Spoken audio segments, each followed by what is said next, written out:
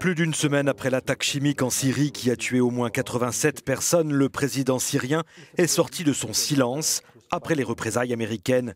Dans un entretien accordé à l'AFP, Bachar al-Assad nie toute responsabilité de son régime dans le massacre de Khan Cheikhoun. Il accuse Washington d'avoir fabriqué des preuves. Notre impression est que l'Occident, principalement les États-Unis, est complice des terroristes et qu'il a monté toute cette histoire pour servir de prétexte à cette attaque. Nous ne savons même pas si les enfants morts ont été tués à Khan Cheikhoun. Quand ont-ils été tués et où? Qui a perpétré ces attaques si c'était une attaque? Quel type de matériel était-ce? Vous n'avez aucune information, rien, aucune enquête. Pour justifier ces représailles, Washington affirme au contraire avoir la preuve qu'il s'agissait bien d'une attaque syrienne. Les Américains ont diffusé mardi à la presse des informations issues de rapports classifiés, ce que dément Bachar al-Assad.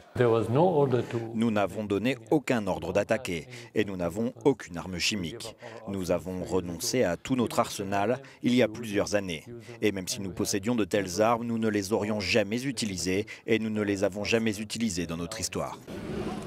Deux rapports internationaux ont pourtant accusé le régime de Bachar al-Assad d'avoir été à l'origine de plusieurs attaques chimiques par le passé.